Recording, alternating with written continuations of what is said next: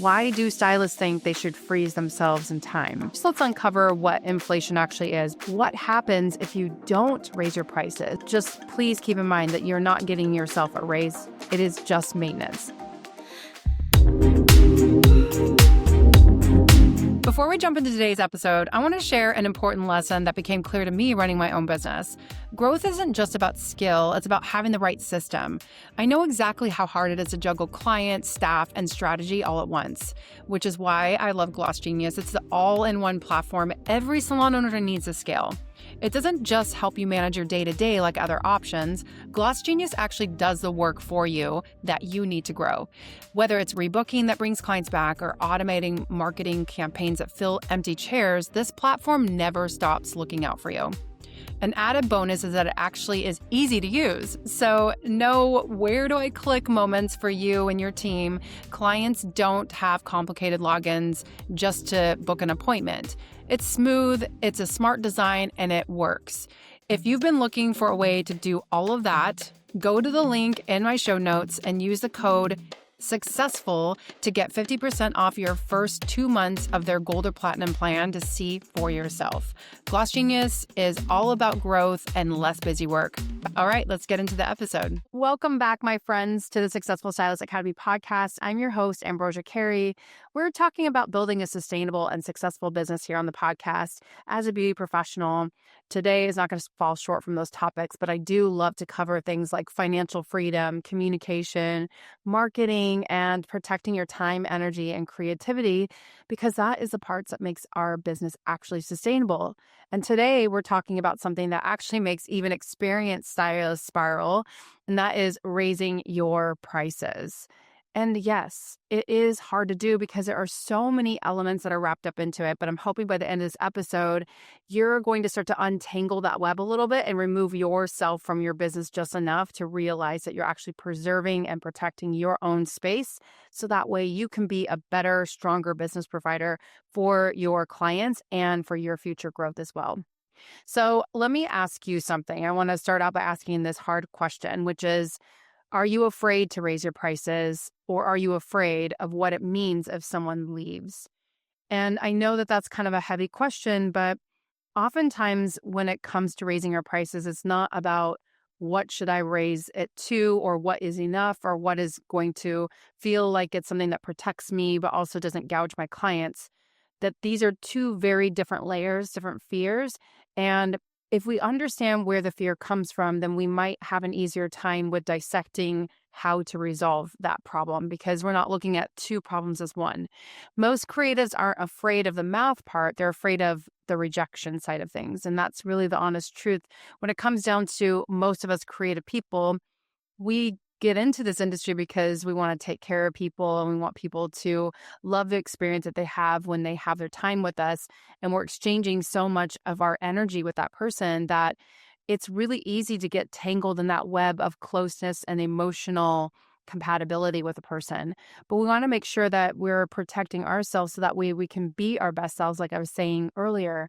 And by protecting the business side of things and kind of getting the transaction side out of the way, and if you do it in a way too that doesn't feel sneaky, that doesn't feel like you have to like avoid the topic, and you do it head on, I'm going to give you a couple of strategies that I hope help you when it comes to your next price increase.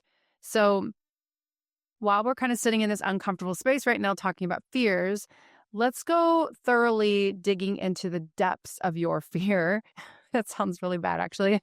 Let's just sit here for a moment. The spiral sounds like, what if they think I'm greedy? Or what if they think someone's cheaper? Or what if they all leave at once? I mean, it's really easy for us to think thoughts that are kind of irrational when it comes to this.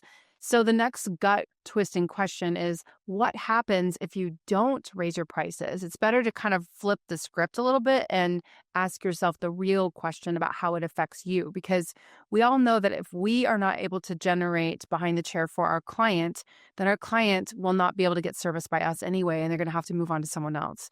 So in order for us to protect and preserve our time and our space and take the best care of our clients, we have to make sure that we are taking care of things that we don't love, which is the price. Just let's uncover what inflation actually is, because inflation simply means that the cost of goods and services increase over time. So long term, inflation averages around 2 to 3% per year in the US. What that means is that rent goes up, color goes up, foils go up, and everything else inches up little by little, like the proverbial slowly boiling the frog. So if inflation rises 3% on average and your prices stay the same, you're effectively making 3% less than last year. And just multiply it by the number of years that you haven't done an increase. Now picture yourself, how am I going to retire someday? How am I going to be able to take care of myself or my family or my kids or whoever else it is in your life that you want to make sure is taken care of? So I want you to recognize, first of all, that you're not failing and that this is only raising awareness. If you already have that awareness, then this is just a great reminder, right? And sometimes we need reminders. And sometimes the most of us that speak of it, we need the most reminders. So you didn't fail. You just need to adjust. And that inflation impacts every single business. It's not just us. We have to understand that the clients that sit in our chair, they are also having to deal with that. They are also having to increase their prices if they're in business for themselves, or if they're an employee somewhere else, then they just got a raise, or the cost of doing business just went up. So we have to understand that this is part of the ecosystem of what it is that we do and how we can offer that to our clients. So why 3 to 5%? Most healthy service-based businesses adjust pricing 3 to 5% annually. So that keeps away from like a dramatic dip, and it also makes it not feel emotional too, because you're doing it on purpose.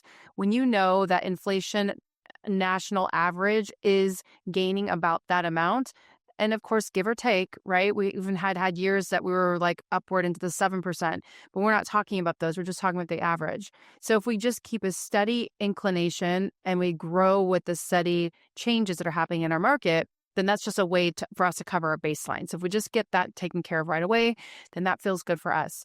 So if your color retouch, for example, just to keep numbers simple, if your color retouch is $100, then your 3% is $103, right? So it's just $3 more. And if you do a 5%, then it's $105. So even though, yes, that's $3 to $5, just please keep in mind that you're not getting yourself a raise. It is just maintenance. If your blonding surface is $250, 5% would be $262.50. So that's $12.50, right? And obviously, we're not going to do the 50 cents. We'll probably just either round it up or down. And so again, we're not making marginal dramatic changes. We're going with a very sustainable rule of method.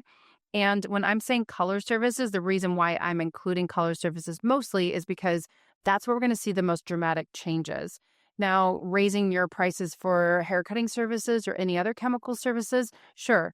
But I'm talking about color services primarily because that's where we know, at least as a baseline, if we take our hourly and divide it by the number of minutes, and then we take the cost and we divide it that as well, then that gives us, again, our baseline. So if we want to continue in the upward trajectory, or at least at break even, we want to make sure that we are covering that cost as a baseline. So of course, any chemical services that you might be providing, chemicals cost, and they even go bad at times.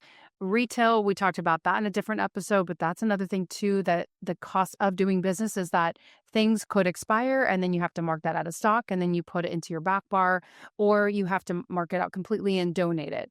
So I don't want to get on a tangent, but I do want to at least recognize or speak to the elephant in the room. And that is that when you're doing a 3 to 5% increase, you're not increasing your prices because you're getting a raise. You're not increasing your prices because you're going to pay yourself more. You're increasing your prices just so that you can cover your baseline of doing business. So let's go with the haircuts, right? Like haircuts around 3%. The reason why I say on the lower end is that a small adjustment just prevents that big shock later on. So if you are just maintaining your rhythm and you're making sure that you're at least staying on top of inflation, then that's where you can go with that 3% range. If you want to get more into the higher portion where you want to make sure that you're covering the cost of your color and then some, especially if you're a salon owner and you have a commission model and you are covering or enveloping the cost under the same umbrella where the service price is being accounted for with the amount of product that's being used, then you might want to go more with the 5%. So now the next step is to communicate this, because now that you've figured out, okay, this is what my prices are going to be, you want to look through your whole pricing sheet and just make sure, does this make sense? Is every single service that I'm offering about the same price per minute plus the product that I'm using? And then how am I going to communicate this to my clients? Typically, what I like to do is a mass email. So that's usually going to be anywhere between 15 to 30 days ahead of time. And the reason why is because I at least want to give a heads up to clients, but I don't want to go so far in advance that a client just like completely dismisses or forgets about it.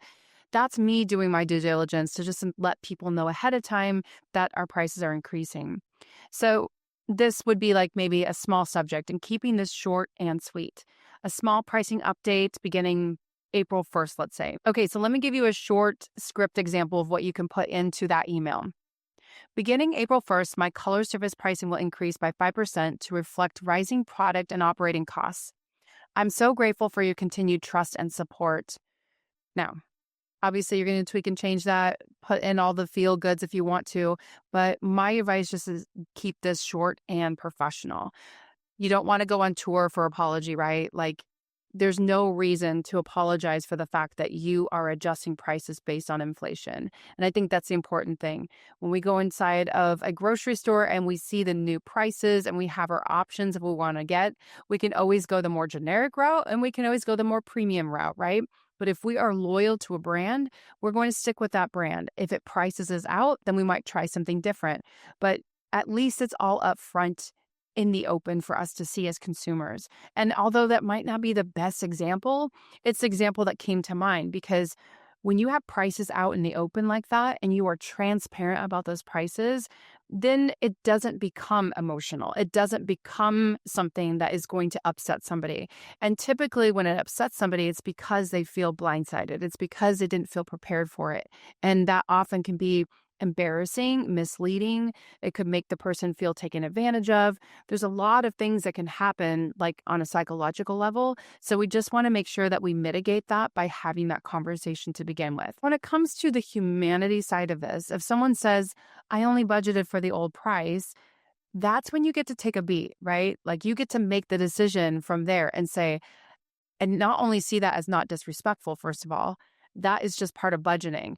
This is the leadership portion that I really want you to step into the role of, like saying something along the lines of, I completely understand and I'll honor your previous pricing for today. Beginning with your next appointment, the updated price will be X, right? So it's like you're still letting them know that the price is going to be different. And now you've had that conversation, but you can at least, just eliminate the discomfort or the uncomfortability of sticker pricing or gouging somebody.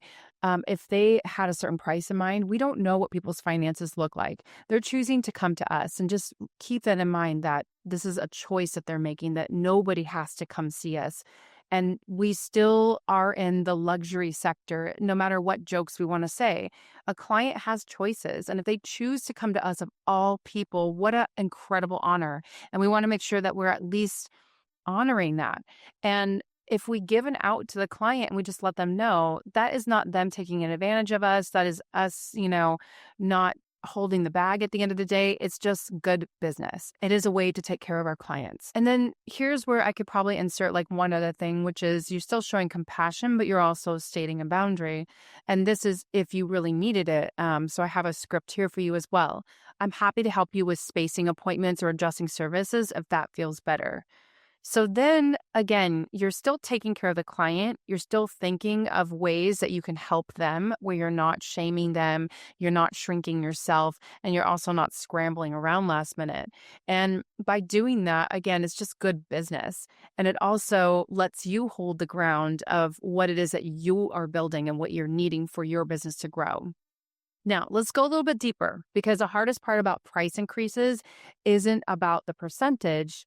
It is the psychology, like I was saying before. And although I am no psychologist, I think I've learned a lot about human psychology over the 26, I think I'm going on 27 years of doing hair. And being around people in this industry, we get very closely connected.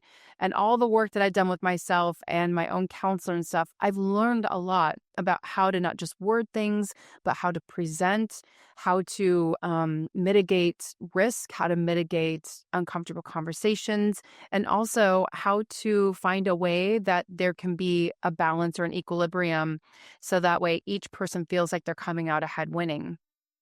Keeping in mind that the longer you're in business and the more you're having to increase the prices, it never gets easy. I mean, I started my haircut prices at $35 and now I'm charging $105. So if you think about that though, if you look over the course of period of 26 years, I mean, I haven't done the math on that actually, so I can't even speak about that yet, but it seems like a lot. But over 26, 27 years, it really is just keeping up with inflated prices because these days at that level or caliber of a luxury service, we're just adjusting prices accordingly, right? And I want to talk about a couple of different things that typically happen when we get in that headspace. Number one is a scarcity trap, and that is somebody saying, if I raise my prices, I won't be able to replace them. That is total scarcity thinking. But the truth is, when you hold your pricing artificially low out of fear, you're not protecting your clients. You're limiting your future. And you're keeping your chair filled at yesterday's value. And you're blocking space for tomorrow's client. So now you don't get to have the honor of growing and having other clients come see you that have been wanting to come in and see you. And that's really important because in order to be able to level yourself up and step into a new version of yourself, which that's always happening, then we have to make sure that that is something that we're able to really tackle. So if that is something that you're dealing with and you realize like, oh my gosh, that is totally me, I have a scarcity mindset, then coming up with like scripts or mantras that you can think of that will help you kind of get out of that because that is something that is kind of trapped in your own mind. And I realize that no matter what I say, even if you know that that's something you're dealing with, it might not get you out of that fear mindset. So that is where doing some of your own work and figuring out, that's where you can totally use AI, of course, or talk to your counselor about it or somebody that you really trust, maybe just like a really close friend, but just figuring out ways that you can like either have a saying or a mantra or a phrase. And this is why I like scripts so much, not because I want to be rigid, but because the script protects me. And if I say it enough, then it's easier for me. And it also just lets me just stay on script. And it gets me away from having to over-explain. Because when we start over-explaining, that's when we start going backwards. And that's also where emotions insert itself. And it's like, I'm going to take command of this ship now. And I'm just going to go into this whole long thing explaining to clients why I deserve it. And then that doesn't ever feel good, right? Okay, number 2 is the identity gap. And that is sometimes when we're not afraid of losing clients, but we're afraid of fully stepping into our expertise. So raising prices forces you to acknowledge, I am experienced, I am skilled, I'm established. And that can actually feel vulnerable too, right? Because growth always does. Growth is uncomfortable.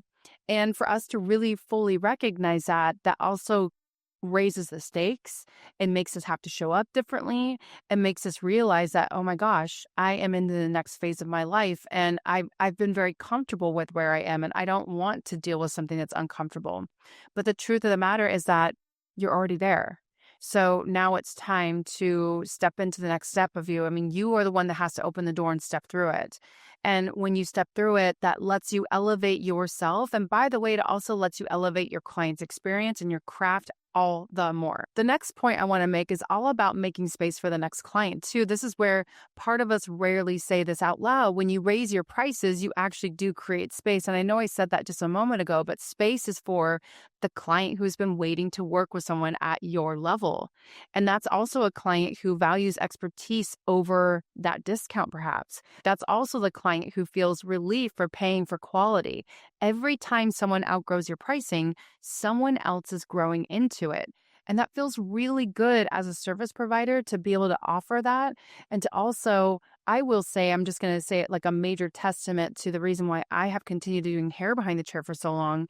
Because every time I raise my prices and I might graduate to another point, then the type of clients that come to sit in my chair, they are at an elevated expertise level and I learn through them. Like I've learned how to be a better communicator. I've learned how to run a better business. I've learned how to market myself better. All of these little tweaks and changes happen because the type of people that you attract in your chair go alongside this major component. So that's why I'm placing so much emphasis on this episode today. There are clients right now thinking, I want someone experienced, structured, confident, and your pricing signals that. And I just want you to really think about that. So obviously, there are many other components that go into raising your prices, and we're just talking about raising prices right now. You want to look at your retention levels and all that stuff too, because some people do set their prices higher than where they're actually ready for. And there are other metrics to look at, which we can totally talk about in a different episode. But I really want you to, at least when you're thinking of raising your prices, that you're doing it with strategy in mind and you know why you're doing it, and you're reminding yourself that, okay, maybe one of these psychological things is what's getting in my way. And if you can at least identify it, then maybe you can actually come up with different ways of approaching it instead. Okay, so emotional maturity is the next point. Emotional maturity has a lot to do with, it's not your job to manage everyone's financial comfort. It's your job to manage your business responsibly, right?